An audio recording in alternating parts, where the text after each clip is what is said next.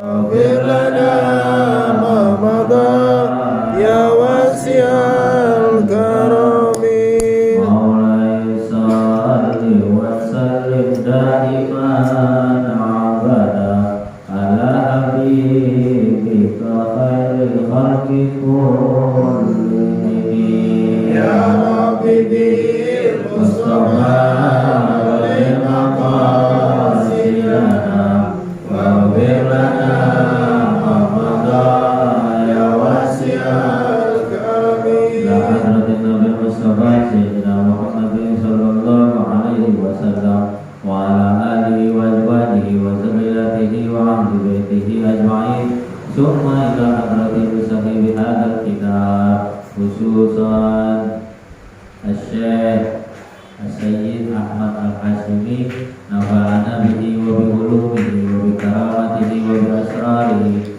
sayyidina lahum al-Fatihah. A'udzu billahi minasy syaithanir rajim. Bismillahirrahmanirrahim. Alhamdulillahi rabbil alamin arrahmanir rahim maliki yaumiddin. Iyyaka na'budu wa iyyaka nasta'in ihdinas siratal mustaqim. Siratal ladzina an'amta 'alaihim ghairil maghdubi 'alaihim اغفر لنا ولوالدينا آمين. Alhamdulillah rabbil alamin wassalatu wassalamu ala asrofil anbiya wal mursalin wa ala alihi wa ashabihi ajma'in. Rabbi shrah li sadri wa yassir li amri wahlul 'uqdatam min lisani yafqahu qawli. Allahumma inna na'udzubika min 'ilmin la yanfa' wa qalbin la yakhsha wa du'a'in la yusma' wa amalin la yurfa' wa na'udzubika ya Allah min hadhil arba' bi rahmatika ya arhamar rahimin. Ma'asyiral muslimin, para jamaah salat Isya dan para jamaah mushola alamin yang dimuliakan oleh Allah Subhanahu wa taala. Pertama dan paling utama tidak lupa kita bersyukur, berterima kasih kepada Allah yang telah memberikan nikmat sehat walafiat yang alhamdulillah insyaallah kita semua yang hadir pada sehat semuanya. Dan insyaallah juga dijauhi dari namanya COVID-19 dan semoga di Indonesia COVID itu pada hilang. Karena dengan adanya program-program bantuan vaksin dan lain-lainnya, insya Allah Indonesia bakalan selamat. Amin ya rabbal alamin. Dan juga kita bersyukur kepada Allah atas karunia iman, Islam dan ihsan. Tentunya kita berharap dan berdoa kepada Allah semoga nikmat iman, Islam dan ihsan terus Allah berikan kepada kita, yang pada akhirnya mati kita, wafat kita, udahannya kita di muka bumi ini khususnya di dunia. Semoga semua bapak-bapak yang ada di majlis kali ini matinya dalam keadaan iman, Islam dan insya Allah selalu husnul khatimah. Amin ya rabbal alamin. Selawat serta salam tidak lupa pula mari kita curahkan kepada junjungan baginda Nabi Muhammad sallallahu alaihi wasallam beserta keluarganya, sahabatnya, istri-istrinya, dan insya Allah kita semua yang hadir di sini kelak yaumul kiamat dapat syafaatnya. Amin ya rabbal alamin. Baik bapak-bapak, para jamaah semua yang dimuliakan oleh Allah Subhanahu wa taala. Saya tadi sore dimintain sama Pak Yadi untuk memberikan badal dari kiai sebelumnya yang katanya beliau lagi sakit. Ya, tadi sudah kita doakan bersama, semoga kita doakan kembali, semoga beliau akan terus beraktivitas untuk lillahi kalimatillah dan semoga Allah cepatkan sembuhnya dari penyakitnya. Amin ya rabbal alamin. Dan karena saya dimintai badal, saya bilang tanya Pak Edi, kitabnya apa? Pokoknya ngaji Ustaz. Siap, saya bilang. Tapi yang jelas bukan saya memang kalau ngaji itu nggak seneng jiping, artinya ngaji kuping gitu kan. Tapi bagaimanapun juga ada yang saya baca berarti ada referensinya, ada kitabnya, sama seperti kiai sebelumnya yang pada hari ini berhalangan sakit ya. Nah, jadi yang kitab saya akan angkat ini adalah kitab Mukhtarul Ahadits, kitab yang dikarang oleh Sayyid Ahmad Al-Hashimi. Ya. Nah, hadis yang saya kutip di dalam kitab Mukhtasar Al-Hadis ini adalah hadis yang ke-12 yang diriwayatkan oleh Imam Baihaqi dari Jabir, ya. Yang jelas kitab Mukhtasar Al-Hadis ini insya Allah nanti bakal bekal kita selepas dari pulang dari musola Al-Kamil ini. Karena jangan sampai pengajian majlis taklim dimanapun kita hadiri nggak ada atarnya, nggak ada bekasnya, nggak ada pengaruhnya dalam kehidupan kita sehari-hari. Itu naudzubillah ini. Nah, dari mulut siapapun datangnya, entah itu kiai, ustadz, habib, ataupun mungkin anak kecil sekalipun, kalau memang pembicaraannya mengandung hikmah, kenapa nggak kita ambil, ya kan? Nah, oleh karena itu langsung saja saya akan bacakan kitab Mukhtasar Al-Hadis ini. Bismillahirrahmanirrahim. Qala muallif rahimahullahu taala wa nafa'ana bihi wa bi ulumihi wa bi karamatihi wa bi syafaatihi fi daraini amin ya rabbal alamin. Qala Rasulullah sallallahu alaihi wasallam, atani datang kepadaku Jibrilu, si malaikat Jibril. Jadi ninya itu ya mutakalim, yang mengartikan datang kepadaku itu adalah Rasul. Rasul itu didatangi oleh malaikat Jibril. Atani telah datang kepadaku Jibrilu, si malaikat Jibril alaihi salam. Faqala, maka berkata malaikat Jibril, ya Muhammad, wahai Nabi Muhammad. Ya Muhammad, wahai Nabi Muhammad, hiduplah. Masikta, ma apa-apa sikta yang kamu kehendaki. Fa innaka, maka sesungguhnya kamu, mayyitun adalah seorang mayat. Wa ahbib, dan cintailah, ma apa-apa sikta yang kamu kehendaki, yang kamu maui. Masikta fa innaka, karena sesungguhnya kamu, mamufariquhu, akan berpisah. Lanjutannya, wa'mal, maka lakukanlah, kerjakanlah, bekerjalah, beraktivitaslah, mas, pada apa-apa atau pada sesuatu sikta yang kamu kehendaki. Fa innaka, karena sesungguhnya kamu, madziyun bih, akan dimintai pertanggungjawabannya. Wa'lam, maka ketahuilah, anna syarafa, sesungguhnya kemuliaan, al-mu'minu, orang-orang yang percaya kepada Allah, qiyamuhu, mendirikan si orang tadi, bilaili, dengan sholat tahajud, wa idzahu, dan mulia orang tersebut, ya, istighna'uhu, akan ditutup kebutuhannya, anin nasi, dari manusia. Jadi ada beberapa nasihat malaikat Jibril alaihi salam kepada Nabi Muhammad sallallahu alaihi wasallam. Apa nasihat malaikat Jibril kepada Nabi? Atani Jibrilu faqala ya Muhammad, ismasikta fa innaka mayyitun.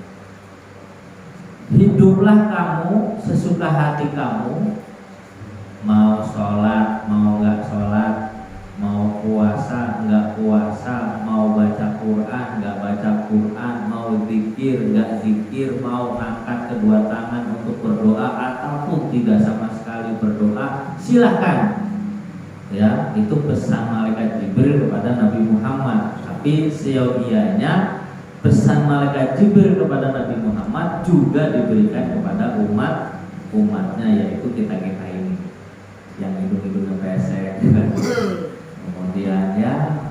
Jadi kalau saya pernah dengar keterangan kiai saya waktu di pondok, jadi kegantengan kita, ini ngomong kegantengan dulu, kegantengannya kita yang makhluk manusia yang namanya itu dibagi kayak lingkaran.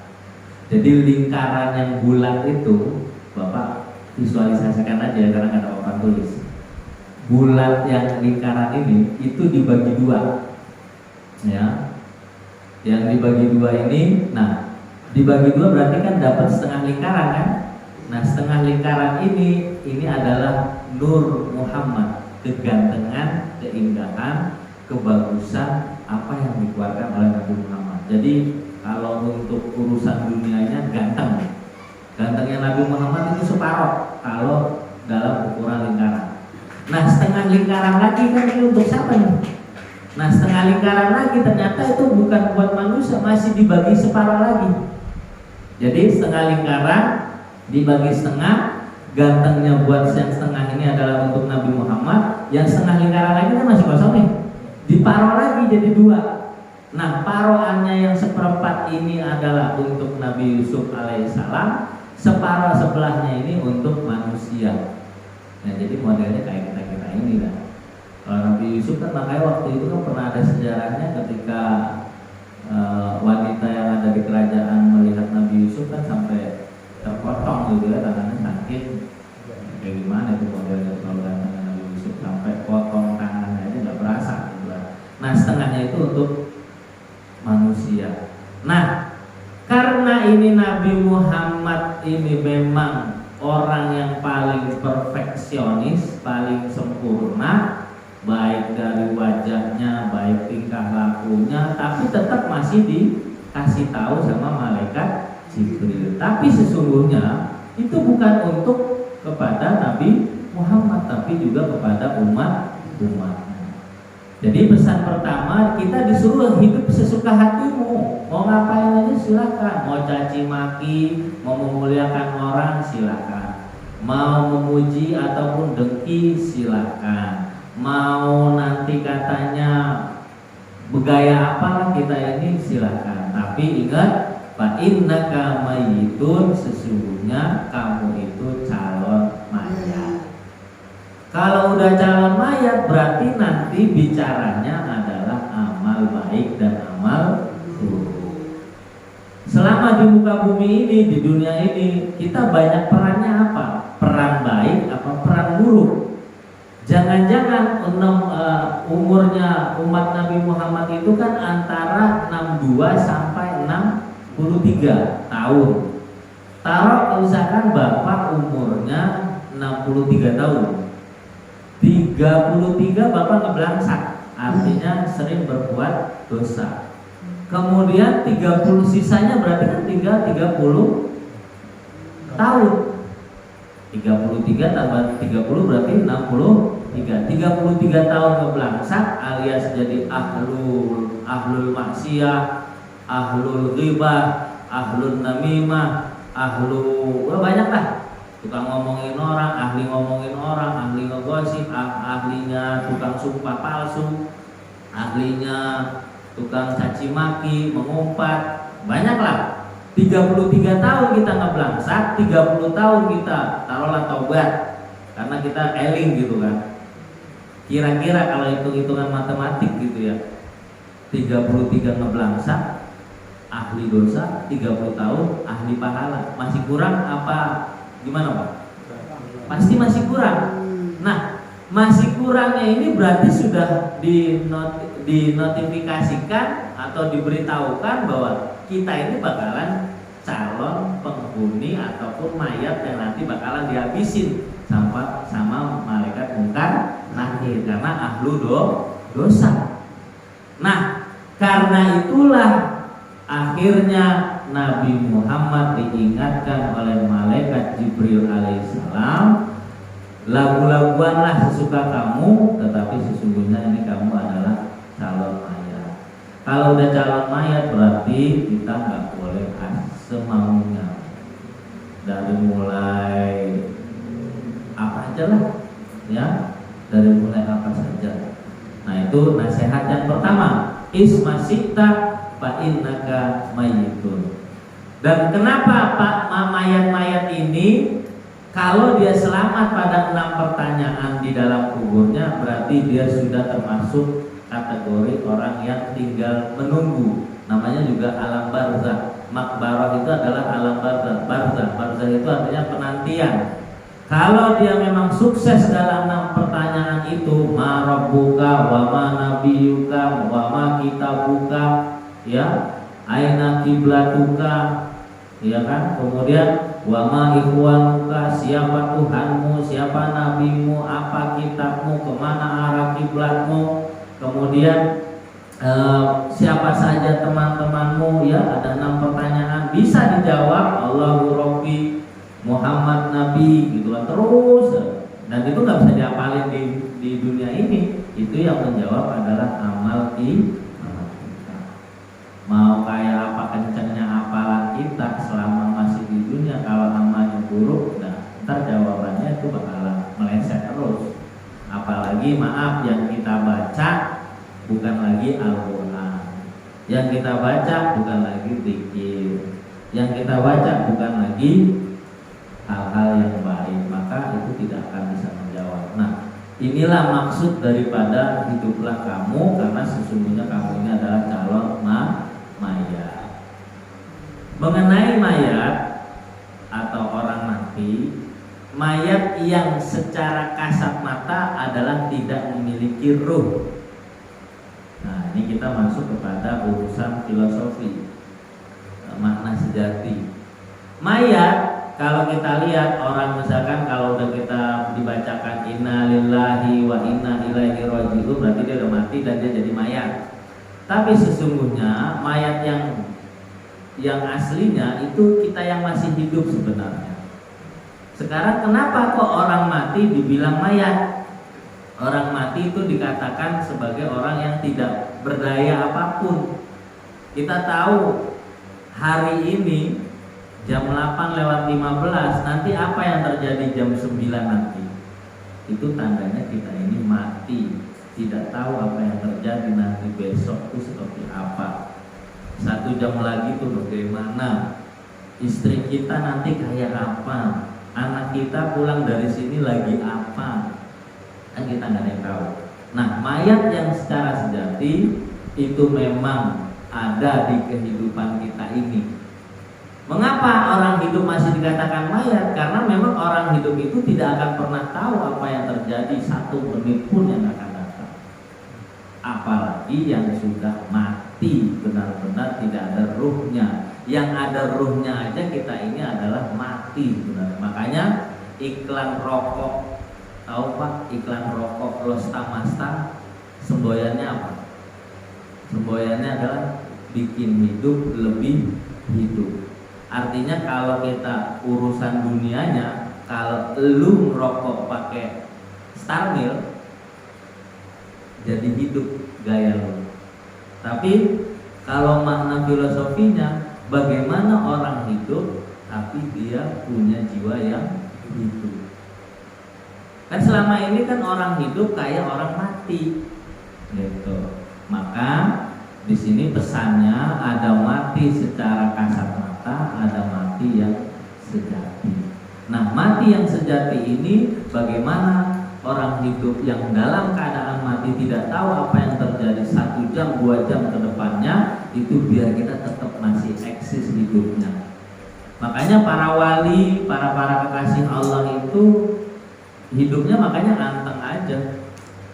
Walaupun katanya dalam himpitan ekonomi, berita yang nggak pernah tetap kepastiannya, dia nggak pernah pikirin karena memang hatinya itu selalu dikasih asupan, makanan. Jadi ada makanan jasad, ada kutul jasadi, ada kutul ruhi. Apa itu kutul jasadi? Kutul jasadi itu adalah makanan jasad, yaitu ada minum, ada makan nasi, ada makan gorengan dan lain-lain. Itu buat menguatkan jasad. Tetapi bagaimana manusia ini dalam keadaan mati terus dia akan hidup kalau dia diberikan kutul ruhi, yaitu makanan ruh. Apa makanan ruh? Qutur ruhi minal adhkari wal auradi. Makanan ruh itu adalah bagaimana kita bisa memberikan ruh ini kepadanya. Makanannya yaitu dengan berzikir kepada Allah dan wirid-wiridan. Nah itu makanya kadangkala kalau ada orang istighosah, ada orang baca yasin, ada orang baca tahlil, ya mulut kita melempem aja. Padahal jujur Pak, ruh itu sebenarnya memberontak. Gimana sih orang dia nggak pernah dikasih makan gitu kan? Tapi makanan jasad tidak pernah lupa. Maka orang yang sering melupakan makanan ruh kepada dirinya, jangan salahkan kalau hidupnya terpontang-panting. Ya, nggak seimbang antara makanan jasad dan makanan ruh. Nah, inilah yang sering kita selalu mendapatkan ketimpangan. Ketimpangan itu maksudnya dombleng. Harapan kenceng banget, pengen punya duit, ada yang perhatikan, sehat terus, tapi ruh nggak pernah dikasih. Makanya berapa orang yang menjaga 4 sehat 5 sempurna, tapi malah sakitnya parah-parah, ya kan? Dan ada juga sih orang biasa sakitnya juga parah-parah, bukan orang kaya aja. Nah, bagaimana supaya semuanya anteng dan bisa menjadi hidup? Yaitu tadi, kasih makanan jasadmu dan kasih makanan ruhmu. Maka kamu akan tidak lagi menjadi seorang mayat yang berjalan di jalan. Jadi seperti itu Pak ya. Jadi pesan yang pertama malaikat Jibril kepada Nabi Muhammad, hiduplah sesuka hatimu karena sesungguhnya kamu ini adalah calon mayat, ingat mati ya. Yang kedua pesannya malaikat Jibril kepada Nabi Muhammad yaitu wahbib masyikta fa innaka mufarriqu. Cintailah sesuka hatimu fa innaka mufarriqu, karena sesungguhnya kamu ini akan berpisah. Kita cinta sama mobil kita sampai kita cuciin, kita lapin, kita beliin kit, kita oles-olesin apa biar dia tambah kinclong. Kita cinta sama rumah, kita cat, kita kasih keramik, kita model-modelin tuh yang namanya pintunya, kemudian jendelanya. Kita cinta sama anak, kita sekolahin dia, kita kasih dia terus fasilitas, kita kuliahin sampai kita bangga dengan anak itu sampai dia mendapatkan beasiswa, kuliah di kampus yang bonafit, ya, yang keren. Kita cinta sama istri, kita beliin make up, kita kasih dia nafkah, kita poles dia semuanya, sampai kita ini gak pernah mau keluar karena cantiknya. Kita cinta gitu kan. Tapi jangan salah Pak, itu bakalan berpisah. Anak kita yang pintar kita akan tinggalkan, istri kita yang cantik kita akan tinggalkan.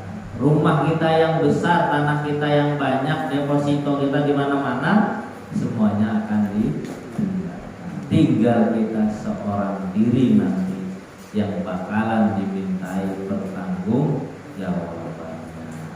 Jadi nasihat yang kedua malaikat Jibril kepada Nabi Muhammad yaitu cintailah sesuka hatimu karena sesungguhnya yang disukai, yang dicintai itu akan berpisah dengan kita. Kita cinta sama kiai itu, kita cinta sama habib itu, kita cinta sama ustadz itu karena nyaman gitu dengan mereka. Tapi ingat, kalau dia udah tua, siap-siaplah dia sudah akan wafat dan dia akan berpisah dengan kita. Nah, makanya dari sini kalau kita lihat gitu ya, orang-orang yang cinta sampai 100%, terus dia mati, istrinya mati, anaknya gerung-gerungan. Padahal dia nggak sadar itu memang udah waktunya, kenapa lagi harus dikejar dan dipertahankan. Nah sama, kalau misalkan kita cinta jabatan gitu ya, misalkan jadi pengurus masjid, jadi pengurus musola, kalau udah nggak jadi ya udah jangan mewekkan gitu, jangan susah hati. Padahal kita juga bagaimanapun juga nanti akan berpisah, entah itu karena sakit-sakitan atau apa. Jadi pada akhirnya Kalau misalkan diperlukan sama masjid ini karena orangnya sakit-sakitan, ya udah bapak istirahat, jangan mewekkan gitu. Itu contoh doang, nggak ada yang kita sindir di sini, itu hanya contoh. Nah yang ketiga adalah karena kalau orang udah cinta Pak, itu sebenarnya cinta yang sesungguhnya itu yang memang harus dimasukkan ke hati. Bedanya begini Pak, orang cinta urusan dunia itu taruhnya di tangan. Saya ulangi lagi, orang yang cinta dunia itu jangan taruh di hati tapi taruh di tangan. Contoh, saya cinta handphone saya nih, misalkan handphone saya nih Samsung A51, fiturnya bagus, pengaturannya, daya tampungnya, RAM-nya, kemudian memorinya, pokoknya keren dah, nggak ada yang lewangin. Misalkan contoh, tiba-tiba handphone saya jatuh atau mungkin diambil orang. Nah, kalau orang yang udah tahu tentang ini, dia tidak akan pernah menyalahi dirinya ataupun menyalahi orang lain. Ya udah, kalau misalkan handphone itu jatuh ataupun hilang, abaikan saja, ya udah, bukan rezeki saya. Karena memang dia akan berpisah dengan cara apapun yang Allah mau. Gitu. Kalau ditaruh di tangan, beli lagi. Kalau ditaruh di dalam hati, handphone yang bagus tadi, itu sampai sebulan kepikiran terus. Itu bedanya. Ya.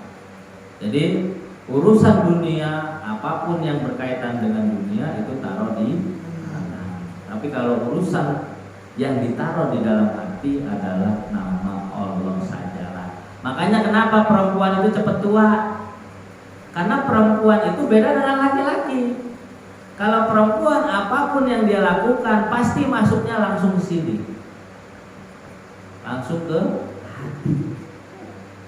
Cepat tua, cepat pusing, cepat stres, cepat marah-marah. Beda sama laki-laki, mainnya di sini, di pikiran. Nah, karena perempuan itu langsung apa-apa dimasukkan ke dalam hati, itu adalah sebagai fenomena ibroh, hikmah yang kita harus ambil. Kok perempuan kalau apa-apa aja yang terjadi yang tidak dia senengi ataupun jengkel, kecewa, itu masuknya ke dalam hati. Kenapa ya? Tidak. Makanya kalau kita profesional nih Pak, mana kerjaan badan, mana kerjaan pikiran, dan mana pekerjaan perasaan. Kerjaan badan, kalau kita mau ngangkat meja, kalau satu orang nggak bisa diangkat, ya udah kita minta tolong, Mas, Pak, saya minta tolong, angkat dulu. Itu kerjaan badan. Kalau kerjaan pikiran, ya untuk mengkonsep bisnis, untuk mengkonsep kemakmuran, untuk mengkonsep terkait tentang muamalah. Nah, itu kerjaan pikiran. Jadi program-program. Nah, kalau kerjaan perasaan cukup mengisi nama Tuhanmu. Ya, jangan dibalik-balik. Kerjaannya badan, taruhnya di perasaan. Ya Allah, laki gue kemana ini? Dia enak keluar mulu. Saya ngurus anak, ini segala macem, gitu kan? Itu kan udah masuk perasaan. Tapi laki-laki nggak ada yang kayak gitu. Antara dua, gitu. Jadi seperti itu. Nah, kalau perempuan itu apa? Jadi jangan sampai salah tempat. Kerjaan badan mau ngangkat meja, udah sedih aja dulu bawaan. Nggak ada yang bantuin, nggak ada yang ngasih bantuan, nggak ada yang mau datengin. Orang begini aja. Nah, itu namanya udah masukin perasaan. Tinggal umumin aja bapak-bapak, hari ini kerja bakti di Mushola Al-Amin. Ayo untuk kita mengambil pahala, untuk menambahkan ya kebaikan, silakan bapak-bapak hadir di Mushola Al-Amin untuk kerja bakti. Nah, itu kerjaan pikiran dan kerjaan badan. Jangan kerja sendirian gerundel. Itu namanya salah tempat. Makanya cepat tua, cepat stres, cepat marah-marah. Karena apa? Oh, kerjaan badan pikiran taruhnya di perasaan. Perasaan itu cuma ditaruh apa tadi Pak? Nama Allah. Makanya kalau sudah nama Allah ada di dalam hati, di dalam kalbu, itu tidak ada lagi kecewa. Kalau dia berpisah ya wis, maunya Allah. Gitu. Kalau handphonenya udah nggak ada ya wis, beli lagi. Walaupun kalau nggak ada uang belinya yang murah dikit nggak apa-apa. Yang penting tidak dimasukkan ke dalam perasaan. Yang ketiga, pesan malaikat Jibril alaihissalam kepada Nabi Muhammad sallallahu alaihi wasallam, wa'mal masyita fa innaka madziyun bih. Bekerjalah kamu sesuka hatimu, fa innaka, maka sesungguhnya kamu akan dimintai pertanggungjawabannya. Yang jadi ketua DKM, monggo. Yang jadi pekerja kantoran, silahkan. Yang jadi pezina, monggo. Yang mau suka mencuri, silahkan. Yang mau taat ibadah, berzikir, berbuat baik, berkata baik, tidak mencaci maki, silahkan. Jadi beraktivitaslah kamu sesuka hatimu, karena sesungguhnya akan dimintai pertanggung. Al-yawma nakhtimu ala afwahihim wa tukallimuna aydihim wa tashhadu arjuluhum bima kanu. Pada hari ini kata Allah akan aku hatamkan, akan aku tutup. Al-yawma nakhtimu ala afwahim, akan aku tutup mulut-mulut kalian, kata Allah. Hari ini, yaitu pada hari nanti di yaumul kiamah, ya, di hari persidangan, di yaumul mahsyar. Ya kan, rentetannya begini. Kalau kita hidup rentetannya gini Pak. Pertama di alam azali, turun masuk ke alam ruh, kumpulan. Jadi kita nih kalau misal mati, ruh itu balik ke alamnya. Jadi ruh tuh kayak gitu udah ngomong gitu, tapi kita nggak tahu bentuknya kayak gimana. Alam ruh, ada alam ruh. Nanti kalau istri kita mengandung, itu masuk ke alamul batani, alam perut. Alam perut 9 bulan dia turun lagi ke alam dunia, ke alam dunia. Alam dunia nanti dia hidup berapa tahun, mati dia masuk ke alam barzah, kuburan. Alam barzah nanti ada yaumul ba'ats, hari kebangkitan. Setelah dibangkitkan nanti langsung masuk ke yaumul mahsyar, hari di mana manusia itu dikumpulkan. Setelah di yaumul mahsyar itu ada namanya yaumul hisab. Udah mulai hitung-hitungan betul. Ya. Setelah hitung-hitungan langsung masuk yaumul mizan, hari timbangan. Banyakan mana nih, baik apa buruknya? Tapi kalau orang berbuat baik, gak usah mikirin yang deretan ini, gak usah dipikirin. Kalau orangnya baik, unlimited udah pokoknya menang banyak Bapak. Kalau baiknya selalu di dunia ini tuh terus istiqomah. Nah kemudian setelah yaumul mizan, barulah di situ pemberian rapor. Ada yang dilempar, woi, nih rapor lo. Ada yang ngasihnya pakai tangan kiri, habis itu kepalanya begini. Ada yang diucapin salam, assalamualaikum Pak, namanya si anu ya, ini kitab atau rapot kamu semasa di dunia. Itu udah pasti bagus itu orang assalamualaikum. Ya, gak mungkin juga assalamualaikum jelek gitu kan. Nah setelah udah pembagian itu barulah melewati sirat. Barulah nanti mau ke jannah atau ke neraka. Itu rentetannya seperti itu. Maka nggak usah diapalin, nggak usah dipusingin. Kalau udah baiknya unlimited, insya Allah aman terkendali. Tetapi pesan malaikat Jibril kepada Nabi Muhammad yang ketiga ini adalah berlakulah, bertingkah lakulah kita semaunya kita. Bapak mau ngomong jorok, Bapak mau ya pokoknya begitu dah, apa aja deh, yang jelek mau yang baik,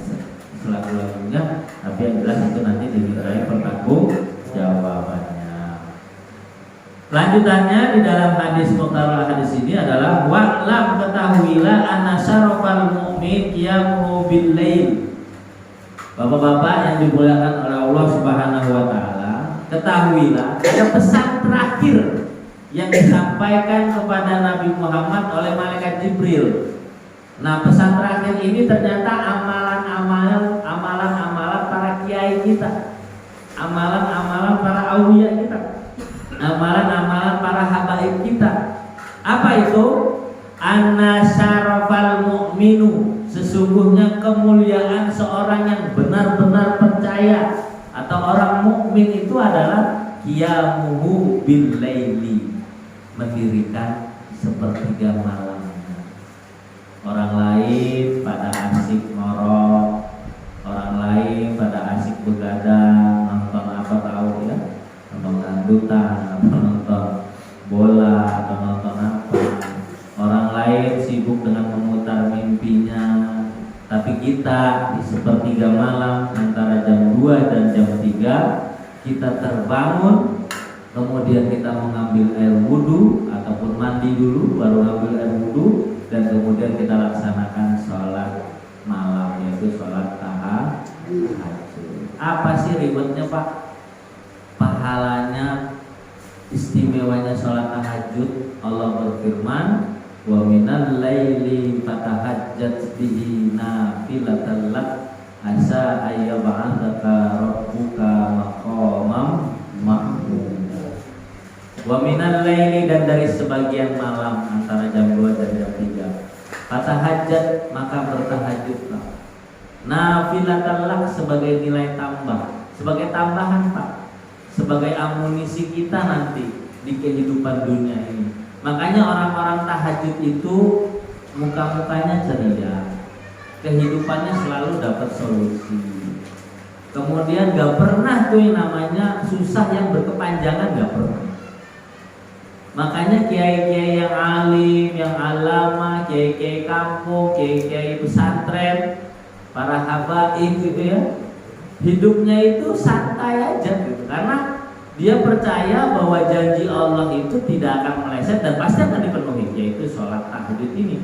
Nafilatan lak, sebagai nilai tambah. Sebagai nilai tambah apa nih? Kan belum jelas nih.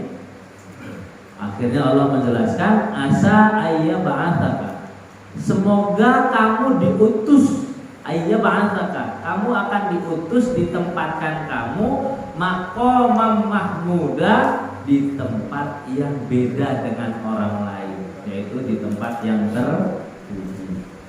Orang yang nggak biasa sholat tahajud sama orang yang tahajud udah beda makomnya. Ini Al-Quran loh, bukan karangannya Ustadz yang ngomong, bukan. Ini Al-Quran loh dari ya. Ditempatkan di tempat terpuji ya maksudnya banyak halnya. Orang lagi sibuk mikirin cabai pada mahal, ekonomi susah, orang pada diberhentiin kerjaan, tapi kamu atau kita yang hadir di sini, alhamdulillah masih sehat, alhamdulillah masih diberikan rezeki, alhamdulillah anak gak kena COVID, istri gak kena COVID. Nah itu yang dibilang maqamam mahmuda. Bahkan kalau anak kita nih, kalau udah sering digembleng di pesantren itu sholat tahajud, itu nanti kehidupannya beda dengan anak-anak yang lain. Ya. Biasanya tuh kalau anak-anak yang atau orang-orang yang sering melaksanakan sholat tahajud itu Allah menjawantahkannya itu real, nyata. Dia anak nelayan, anak tukang nasi goreng, anak tukang bubur ayam.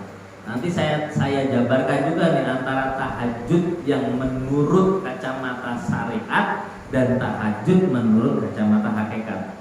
Tapi sebelumnya saya jelasin dulu nih. Jadi kenapa anak-anak orang-orang yang pada susah ekonominya ini segala macamnya, mereka tuh istimewa gitu, dikandangin sama Allah, akhirnya menjadi orang yang sukses, kuliah di tempat yang bagus, dapat beasiswa lagi.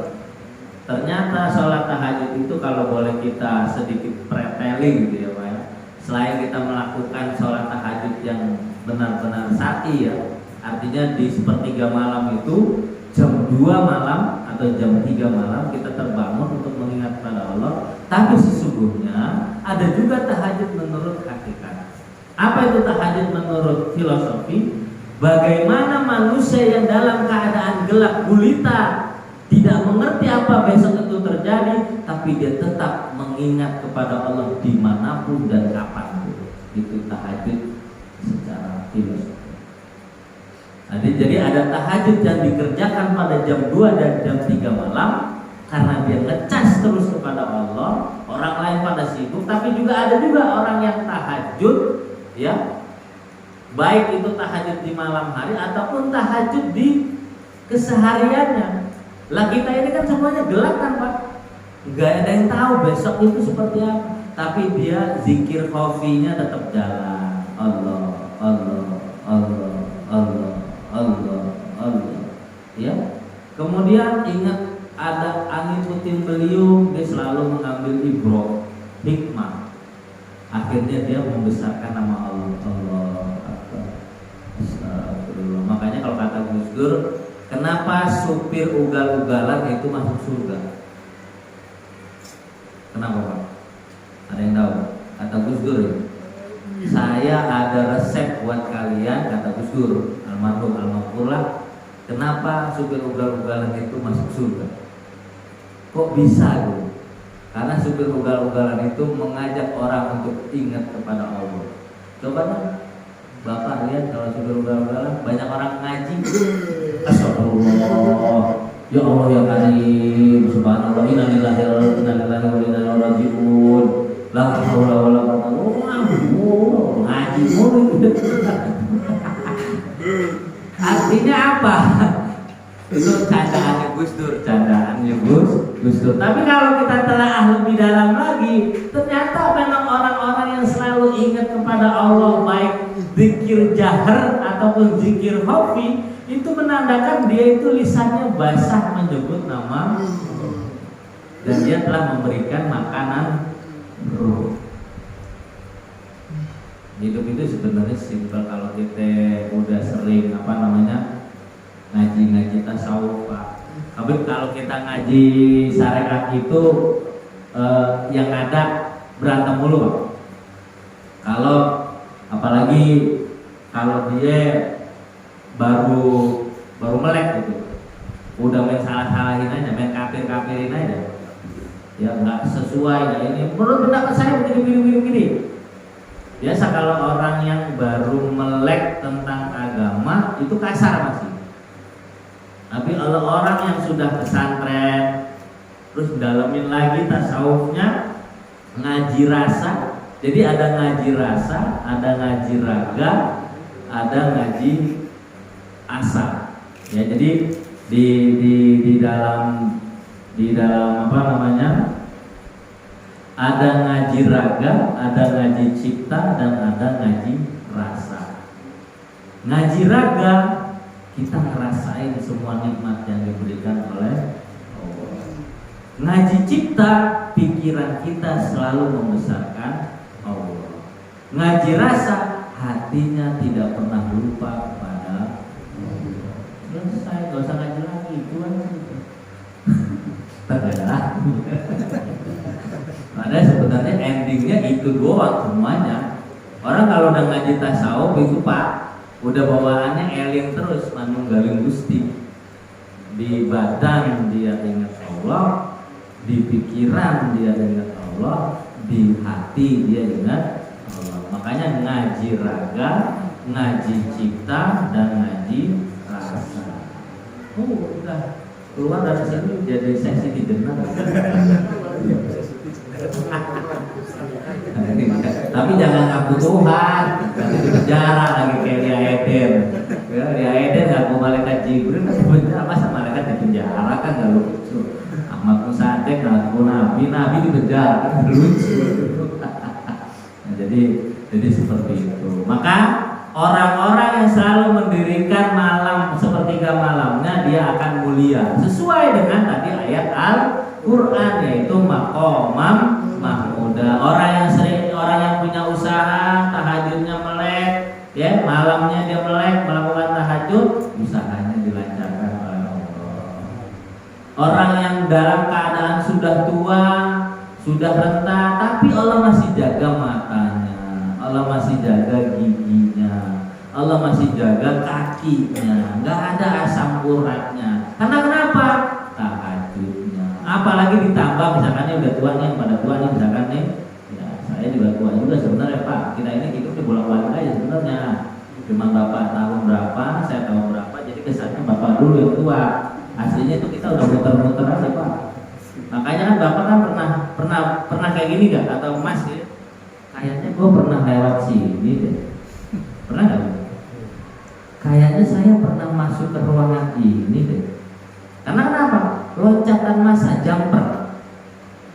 Jadi loncatan massa kita itu mau dekat mau jauh, kita pernah lihat orang ini. Makanya Nagasaki Hiroshima yang di Jepang ketika dibombardir oleh Amerika itu gak lagi pakai kenalan, langsung nyebut nama. Dia kadang, oh mana aja. Karena loncatan massanya itu dekat. Kenapa juga kalau di pojokan ini kebakaran terus, nggak pernah nggak kebakaran, pasti kebakaran. Ya pokoknya yang kontrak di sini nih, pokoknya wanita malam terus, nggak pernah orang baik gitu. Dan karena loncatan massanya mungkin dulunya tuh memang tempat sarang penyamun. Mau diapain juga modelnya juga kayak gitu aja. Itu namanya loncatan massa. Kalau bahasa kerennya recycle, daur ulang. Kalau bahasa Budanya reinkarnasi. Terserah mau percaya mau enggak. Orang plastik aja kan didaur ulang kan. Allah itu mendaur ulang terus loh dengan ciptaannya. Kan dari generasi ke generasi kan beda-beda terus. Gak mungkin generasinya para anbiya dan mursalin terus diciptakan. Kan kalau misalkan Nabi Nuh umurnya 1000 tahun dengan cara mengislamkannya gitu kan. Kan begitu kan, begitu aja. Belum ada IT, belum ada mic, belum ada apa. Tapi kan Allah tambahin kesusahannya dan kejelimetannya. Walaupun yang paling istimewa itu kita nggak boleh melupakan sejarah. Ya ayyuhalladzina amanu wal tanzur nafsum ma qaddamat lighad. Hai orang beriman, lihatlah kehidupan kamu, jiwa kamu pada kehidupan yang lalu untuk yang ke depannya. Jadi tetap sejarah itu nggak bisa dilupakan. Makanya sejarah itulah adalah pendaur ulangan. Ya, tapi terserah sih, kan ada orang yang nggak percaya sama recycle kan, reklamasi, ya Pak ya.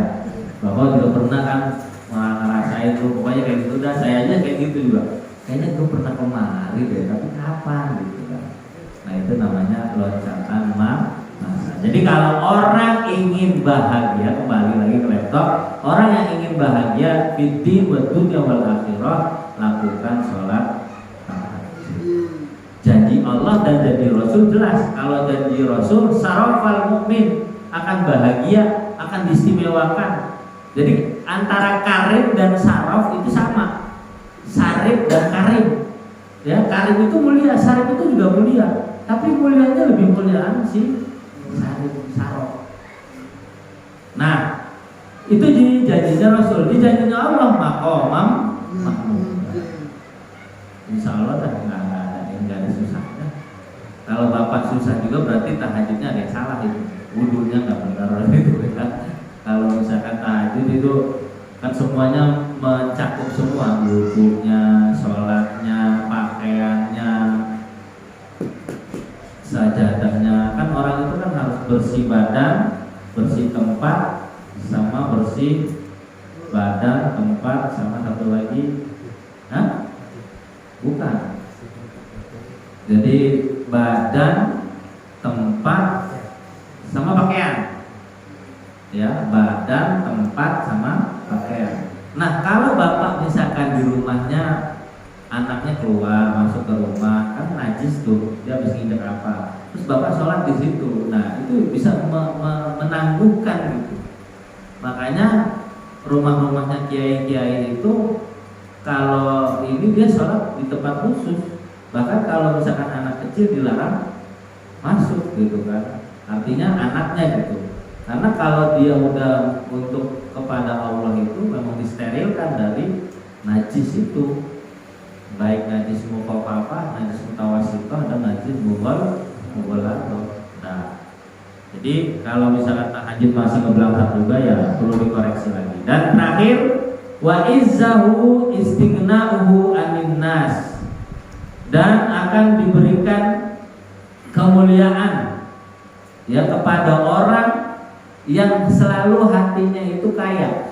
Jadi al-ghani, ghaniyun, makanya orang kaya itu sebenarnya sesuai dengan artinya Pak, al-ghani atau ghaniyun. Ghani, al-ghani itu artinya apa? Orang kaya itu sama dengan orang yang cukup, yang tidak membutuhkan lagi, itu namanya orang kaya. Tapi kalau orang kaya masih, makanya kan al-ghani itu maha cukup. Ya, Allah itu tidak perlu dibantu, tidak perlu dibela, tidak perlu disanjung-sanjung, dia tetap mulia, dia tetap perkasa. Maka kata-kata al-istighna'uhu atau kata-kata al-ghani akan dikayakan bagi orang yang sering melakukan sholat taat dari manusia yang lainnya. Satu, udah ditempatkan di tempat yang mulia. Yang kedua, orang tahajud akan diberikan kekayaan, kecukupan yang tidak pernah orang dapatkan. Ya kan? Yang paling penting kan hidup itu cukup. Cukup. Jangan berlebih, cukup. Makanya saya pernah dulu Pak, ini saya pengalaman saya, tapi bukan sok-sokan ini. Saya pengen cerita orang. Saya dulu di Carrefour itu gaji saya tuh 1,5 juta. Saya dulu kan kerja, saya pernah di restoran sederhana, pernah di Carrefour, pernah jualan pulsa, terus terakhir UST, Ustad. Waktu saya kerja di Carrefour, itu orang-orang pada gaji supervisor 3,5 juta, 2 juta, ya masih kecil dulu. Saya 1,5 juta. Ditanya sama teman-teman, lu ngasih bini lu berapa? Saya ngasih istri 1,2 juta. Kemudian 300 buat ongkos pulang pergi saya. Kadang pinter-pinter saya pulang saya nebeng sama orang. Terus kadang kalau misalkan saya memang pengen irit, itu saya BM dulu, bonceng mobil. Kalau ngomong di bis itu depan pak gitu. Ya masih bandel dulu lah. Ya, karena memang kita nganggapnya cukup. Kalau misalkan kita duit 1,5 juta, ya kurang ini. Belum ini. Itu mindsetnya itu kalau terus dipakai nggak pernah cukup. Tapi kalau mindsetnya kita bilang insya Allah cukup, dan itu dicukup-cukupin. Caranya ada aja, mau pakai curang mau pakai culas yang jelas cukup. Sampai geleng-geleng supervisor saya dulu di produk ST Johnson & Son. Kompetitornya itu sayap mas utama kayak Softener, Soclean. Kalau Molto kan Unilever. Nah kalau saya pewangi pakaiannya Soft and Fresh. Jadi tahu produk saya semuanya itu. Karena dulu saya di Carrefour itu 5 tahun saya. Di departemen 11 home care. Kalau departemen 12 body care. Kayak Rexona, make up itu kan body care gitu kan. Kalau saya di home care, tahu itu semua produk-produknya. Nah, karena saya gaji saya kecil, saya cuma hanya mainnya di mana? Di harga heboh. Kalau harga heboh, ada nih orang-orang Cina yang punya warung, itu kan misalkan harga sunlight lagi turun, anjlok gitu. Yang tadinya 8.000 jadi 6.000 kan, untungnya 2.000 tuh kalau dijual. Yang 400 mili misalkan sunlight, yang pouch, ya kan, yang refill, itu misalkan yang tadinya 4.000 jadi 2.000, itu langsung diborong tuh, ya sama si Cina itu. Nah kita kan ngangkatin kardus-kardus itu, ngangkatin kardusnya, nyusunin di palet, ya. Habis itu kita dorongin di kasir, alhamdulillah buat ongkos, cukup. Karena kita bilang apa?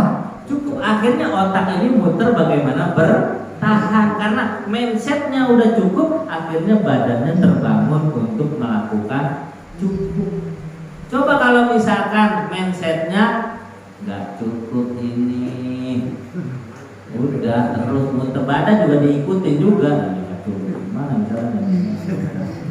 Makanya bapak nih kalau mau bangun musola, misalkan ada duit 120 juta atau 100 juta.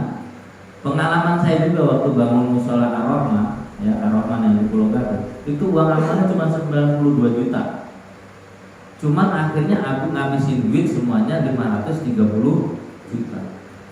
Waktu saya bilang, gimana Ustaz? Kita bangun ketemu sholat, cukup Pak? Cukup. Katanya gila Ustaz ini 92 juta. Demi Allah ini bukan karangan bebas. Karena memang kalau kita bilang cukup, nanti terbangunnya jadi cukup, ada jalan. Tapi kalau udah bilang nggak cukup, sampai kapanpun duit berapapun keleleran terus itu. Mau dikasih berapapun nggak cukup. Nah, jadi arti kaya atau orang yang nanti melakukan sholat tahajud akan dicukupkan oleh Allah, akan dikayakan oleh Allah dari manusia yang lainnya. Satu, udah diberikan kemuliaan, orang lain nggak tahu ada Hafiz jadi pengurus kan, bapak ini ternyata dia di sini kan gitu.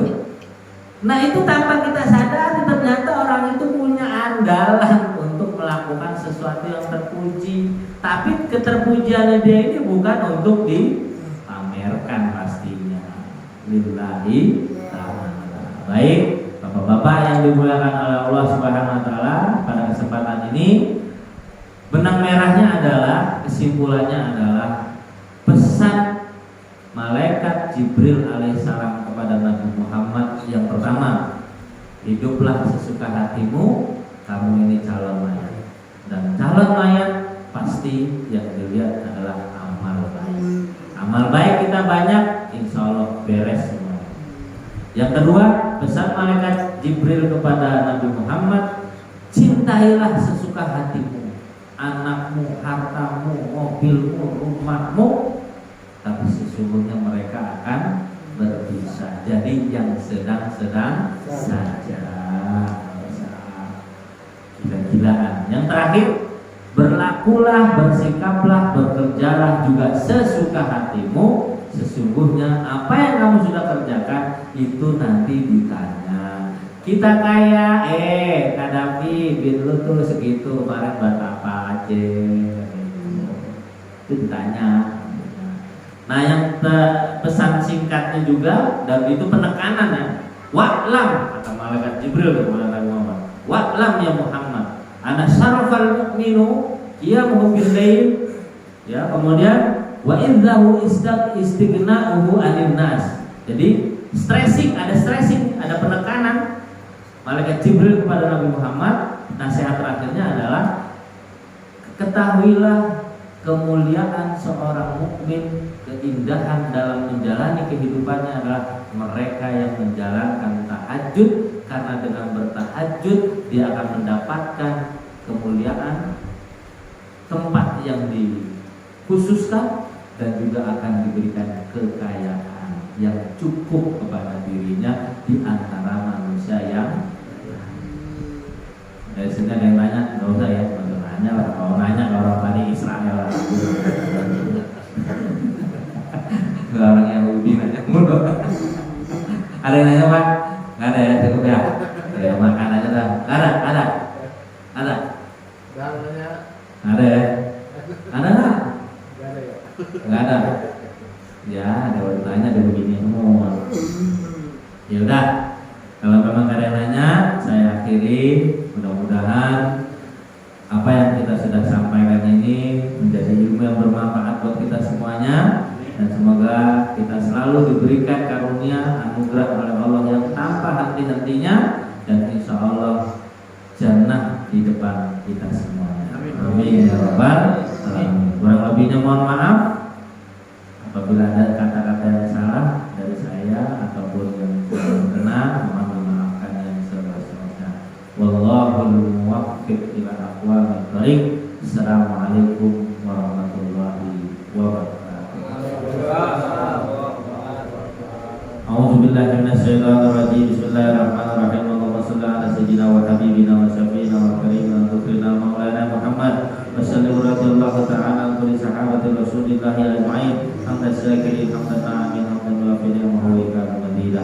Allahumma la tadallana fi maqamina hadza hamdan illa ghafarta, wa la hamman illa farajta, wa la karban illa nafasta, wa la aiban illa satarta, wala dainan illa qadaita, wala mayitan illa rahimta, wala hajatan illa qadaitaha wa yassirtaha wa yassir lana umurana ya Allah, khususan umur fi hadzal majlis, khususan umur min hadhihi jamaah ya Allah, yassir lana umurana umur dini wa dunya wal akhirah, umur muslimina wal muslimati Indonesia, yassir lana umurana wasrah sudurana wa nawwir qulubana wa qawwil jasadana wa tawwil a'marana fi ibadatika wa fi ta'atik wa fi bisolihati a'malana bi rahmatika ya arhamar rahimin. Rabbana atina fid dunya hasanah wa fil akhirati hasanah wa qina adzabannar. Sallallahu alaihi wasallam Muhammadin nabiyyi wa ala alihi wa sallam. Subhana rabbika rabbil izzati amma yasifun. Wassalamu ala mursalin walhamdulillahi rabbil alamin. Alhamdulillah, terima kasih jamaah sekalian demikian tadi kajian yang diberikan oleh Ustaz Muhammad tadi, mudah-mudahan senantiasa bermanfaat bagi semuanya.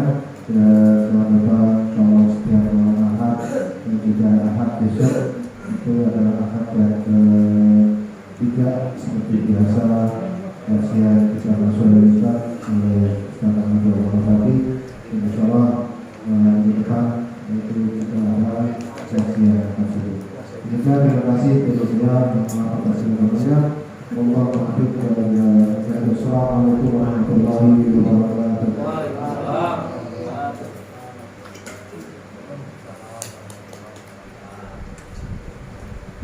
Ya, kopinya mana dah? Habis kopinya. Sentimen saya nggak dikasih kopi, nggak dikasih air.